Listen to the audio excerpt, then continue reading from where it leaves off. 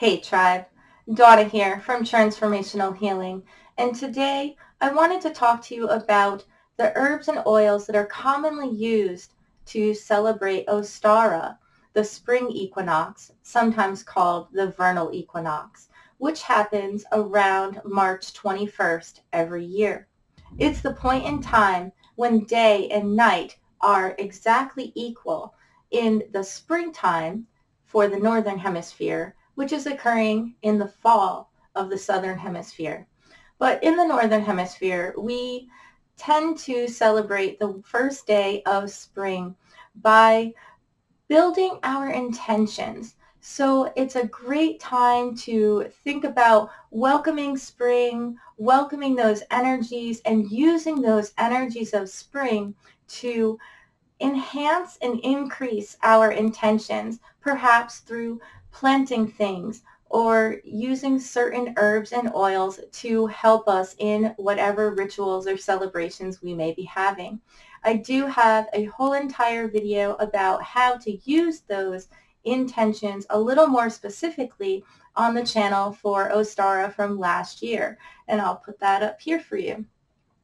But it's all about welcoming and celebrating spring, the renewal of the land, the coming back and the blossoming of everything, and kind of doing a little bit of cleansing and cleaning and refreshing our energy.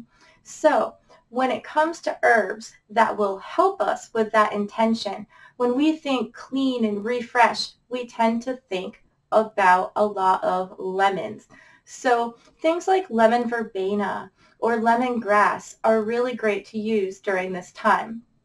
But as you're filling that refreshed home, it's the flowers of spring. So any spring flower is perfect to add to your incense or your offering herbs or to place on your altar during your ritual.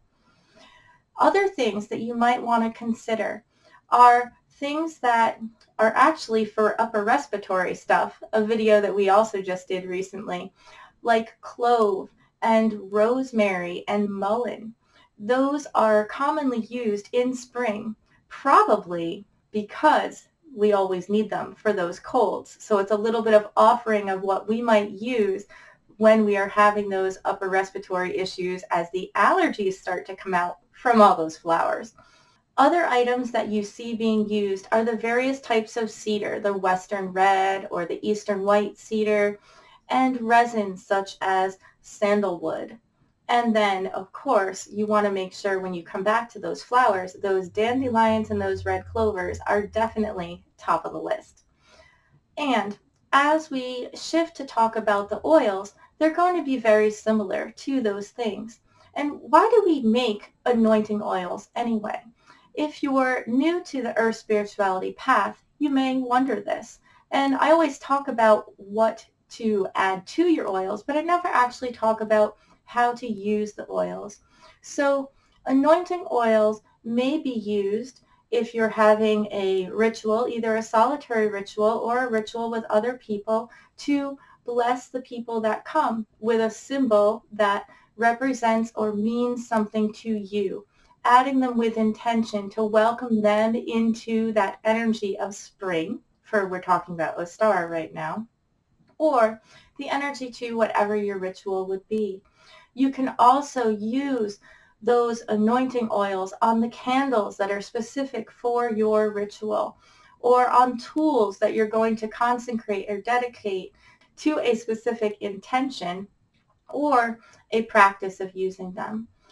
We can anoint crystals. We can anoint all sorts of things with different intention oils or different ritual oils that we can create. So for Ostara, the essential oils that you may want to consider to enhance an anointing oil for you, for your purposes of cleaning and refreshing and renewing the land and all of those things that we celebrate at spring, you may consider things like lavender or different types of lemon, lemongrass or pure lemon essential oil.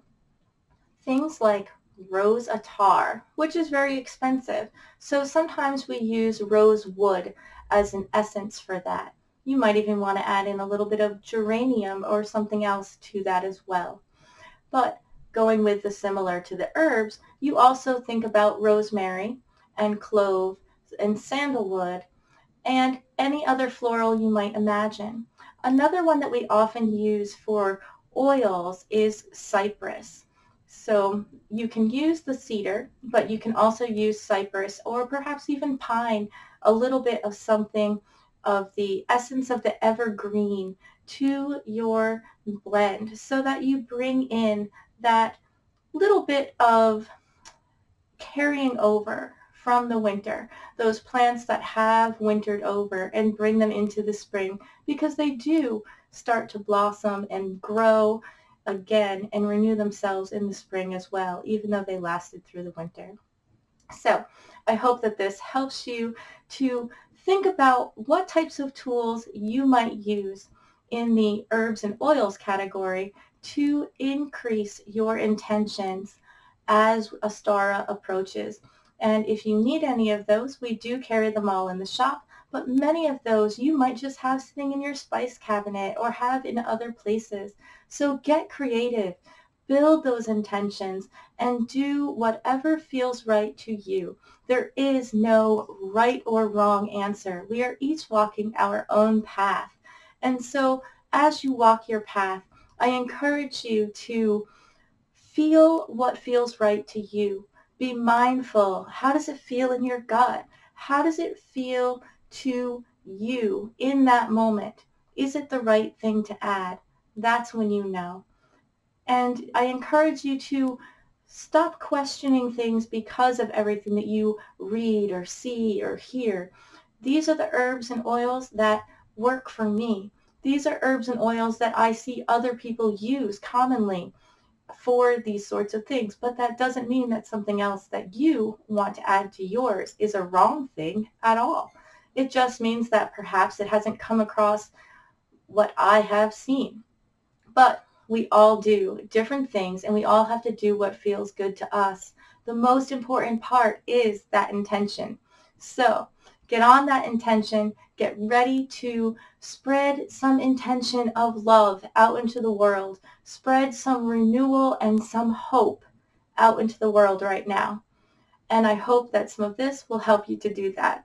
Many blessings, tribe, and we'll see you real soon.